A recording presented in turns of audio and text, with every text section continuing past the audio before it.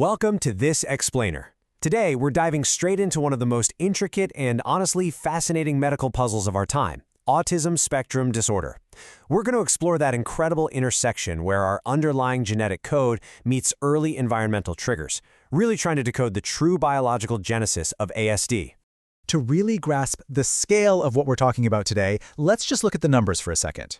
As of 2020, the prevalence of ASD in the US is 1 in 36 children. 1 in 36. To put that into perspective, that's basically one child in every single classroom.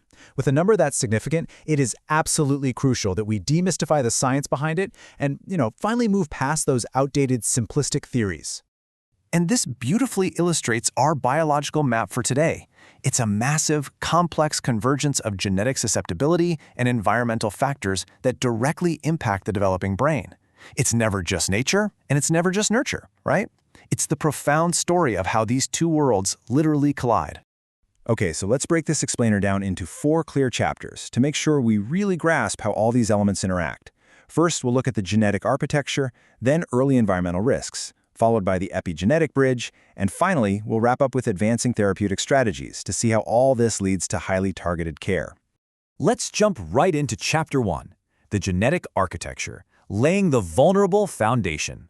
Now, while researchers are currently tracking over 1,200 risk genes, the breakdown here is just wild. Up to 80% of ASD cases actually lack a clear single-gene mutation. Think about that. This tells us that instead of finding one single autism gene, which a lot of people assume exists, we're actually seeing diverse sets of genes converging on shared molecular pathways while the brain is developing. It's like a giant biological puzzle.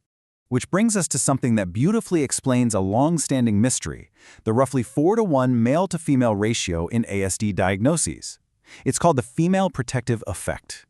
Basically, females seem to have a much higher biological tolerance for genetic mutations, so they essentially require a significantly greater genetic burden, like far more severe de novo or mitochondrial mutations, to actually present with autism.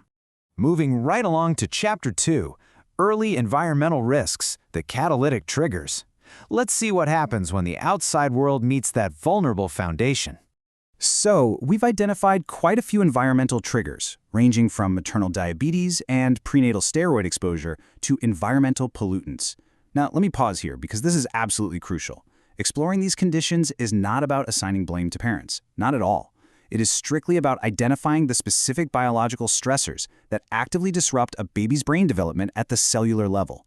For example, maternal diabetes can lead to hypomethylation, which essentially underactivates certain crucial genes, while prenatal steroids might silence a key promoter, cutting off a major pathway for brain protection.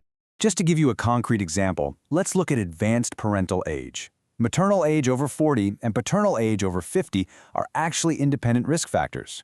These factors on their own hike up the chances of entirely new neurodevelopment-altering mutations, which we call de novo mutations, being passed on to the child.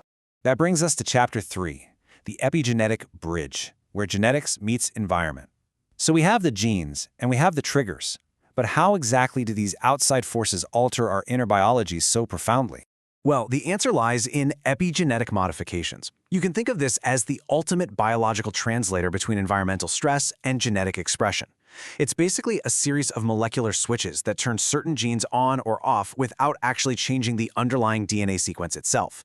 It's a lot like turning a dimmer switch up or down on your genes. And when things go wrong, it builds into a literal biological double hit. Let's walk through this cascade. First, an environmental stressor happens. That sparks an epigenetic modification, which alters how a gene is expressed.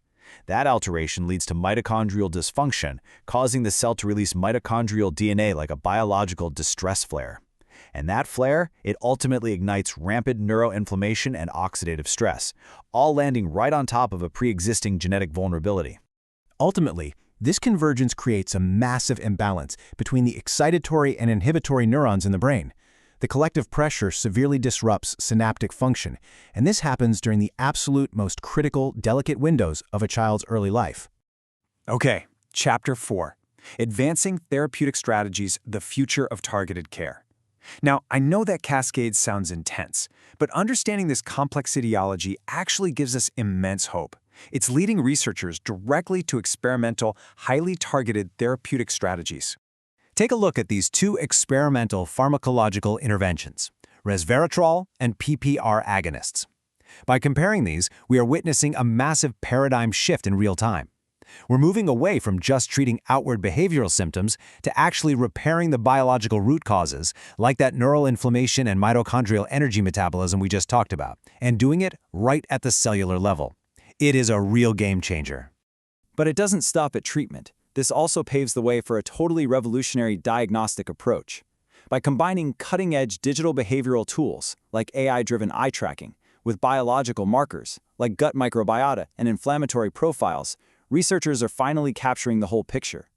They're actually achieving incredible diagnostic accuracy rates, up to 0.91. To really wrap our heads around everything we've covered today, I think this summary from the research hits the nail on the head. It perfectly captures that profound convergence of our inner code and our outer world. As they put it, ASD is rarely caused by a single factor. It is fundamentally a multifactorial risk model. Thank you so much for joining me on This Explainer. Keep asking those big questions and definitely keep learning, because it leaves us with a truly thrilling frontier to consider. As science finally masters this complex interplay, how close are we to a world where every single diagnosis unlocks a flawlessly individualized path to thriving? I'll leave you to think about that.